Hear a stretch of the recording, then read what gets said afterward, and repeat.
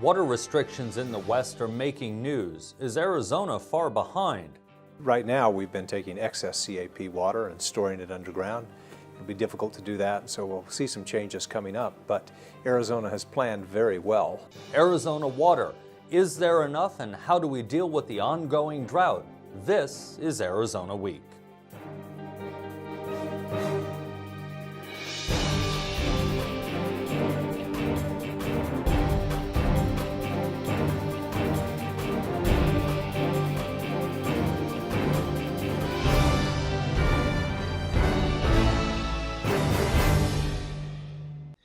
Water is a national issue. Senator Jeff Flake spent the last year holding meetings across Arizona and in Washington to learn more about water and educate others about the water shortages in the state.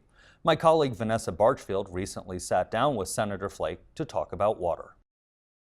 Senator Flake, thanks for coming in. Thanks for having me. It seems that a reduced allotment for Arizona of Colorado River water is inevitable. What will that mean for the state? Well, it will mostly affect the CAP.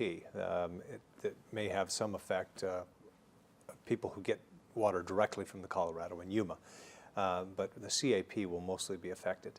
And so right now we've been taking excess CAP water and storing it underground. It'll be difficult to do that, so we'll see some changes coming up. But Arizona has planned very well for these kind of shortages, and so we're in much better shape than California, for example. So you don't expect the average Arizona consumer to notice when that happens? Not for a while. Certainly some of the ag users, there'll be some modifications, changes there. But for a while, at least, if the current projections hold, the average consumer won't see much of a difference. How effective can any of our efforts at dealing with drought be if we don't address climate change?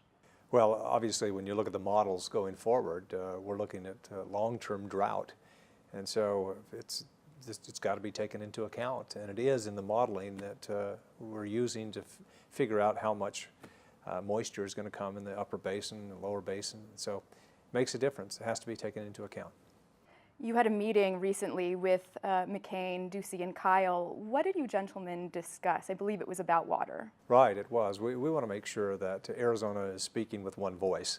All of the stakeholders here, the ag users, the municipalities, and other water users, because this long-term drought is going to cause states like California, who are in worse shape than we are, to come to Congress with legislation wanting certain changes, maybe changes in allocation.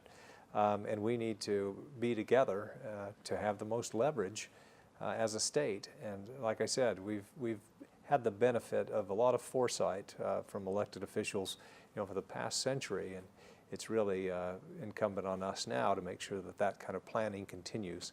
So Governor Ducey agreed to take the lead in convening forums where we need to, and getting the right people from the Water Resources Board and others together to make sure that the planning continues. How much can conservation and improved infrastructure help Arizona's water situation? That's obviously a part of it, and Tucson has really led the way. We've been doing it for a while. In Yuma, too, the ag users, the untold story is the conservation and efficiency that has already been gained there. So there's a lot that has been done there, but that is still a part, and obviously conservation we're going to need to redouble our efforts there. And you mentioned, of course, that Tucson has always been better at conservation than Phoenix, for example. Why is that, and will Phoenix ever catch up? Well, I mean, it's a different situation. There's not as much ag. There's not as much land that was formerly ag, and so it's a different kind of mix. But I think Phoenix is making some strides, and we're all going to have to do better in that regard. And how effective can California's cuts be without addressing water use in agriculture and farming?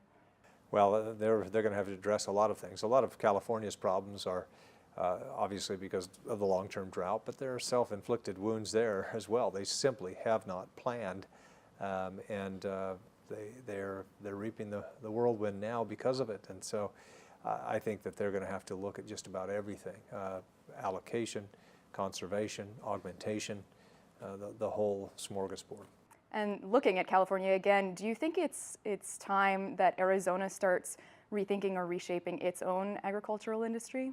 I think Arizona has, and there, like I said, the untold story is the gains that we've been making in that area. We're a lot more efficient than we used to be, and so I think that those gains will continue.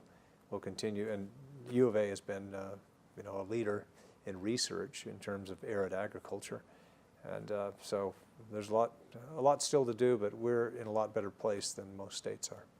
What's come out of your year-long conversation on water issues? Started this, myself and Senator Heinrich from New Mexico.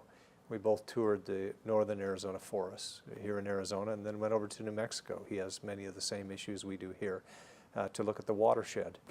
We need to make sure that we have a healthy watershed. That's where about half of the water used by the major metropolitan areas in Arizona comes from.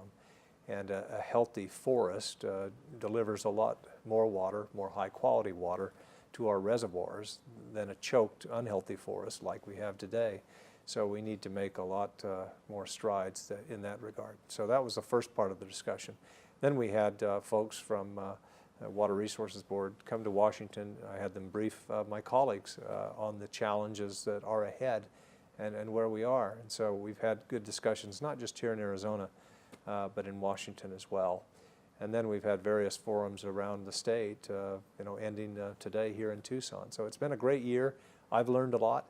I've had to follow Senator Kyle, who was really an expert on water, and he'd done a lot for a number of years, and so I needed to bone up, and this has really helped. And do you think anything substantive will come out of this year-long conversation? I do, and I think, frankly, the meeting with the governor and his commitment to move ahead and convene, whatever forums need to be convened, have whatever discussions need to be had to make sure that we speak with one voice. We're going to need it. What's Arizona's most urgent water need that Washington can deal with? Is it funding? I would think that it's with regard to our watershed in northern Arizona. We've got to make sure that the fire borrowing that the Forest Service is doing, which basically takes the budget that should be spent to manage the forest, make it more healthy, and instead is simply used to suppress fire. That's been going on for a number of years, and until we can right that ship and make sure that we wall off funding for managing the forest, then we're never going to treat as many acres as we need to make sure that we have a healthy watershed. So I think that's priority number one. And that's our show for this week. I'm Christopher Conover. Thanks for tuning in.